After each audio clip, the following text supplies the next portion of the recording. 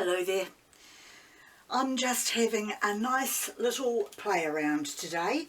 I've decided I want to try doing a little bit of finger painting, or make finger patterns I should say, and so the best way I have decided that I can do that is to put some paints down on the white base paint that I've already put onto the canvas, layer it with a piece of what I call heavy duty plastic.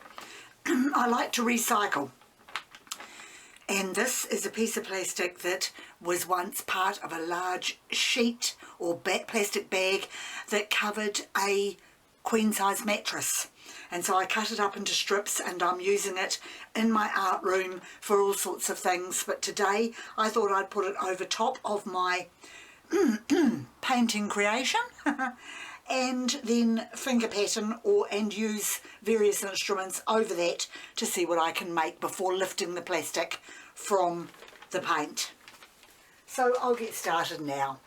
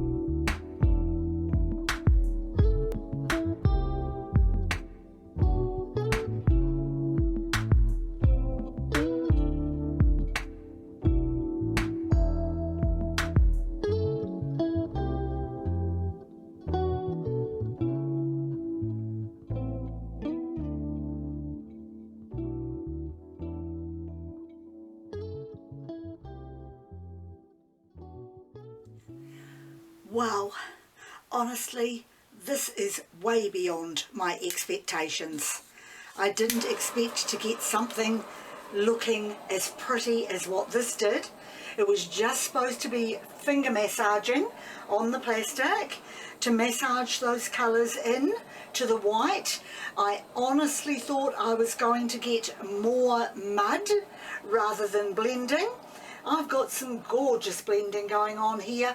None of my paints have any silicone added to them, but there are some metallics in there which have caused, of course, the lacing and a few cells. But overall, this has come out very, very well. I'm definitely trying this again.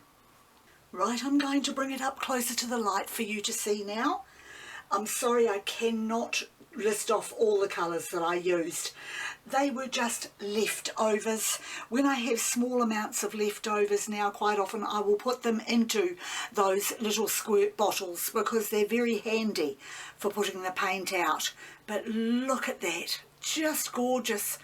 I can't wait to try this on a black base, particularly with metallic colours. Popping down my piece of fairly, it's pliable plastic, but it's not very pliable, and then just massaging the paint into that. I started to tilt but wasn't happy with the way it was going, so the patches I wasn't very happy with, I just cut off little pieces of that same plastic and massaged the area slightly before gently lifting those plastic pieces off along here and along here, a little bit here, and they've done okay. They've kind of merged it in, so I mean, practice makes perfect, so I have no doubt in a year or two I'll be able to do this technique a lot better. But that's it for me for this video. Once again, thank you very much for joining me, and I'll see you next time.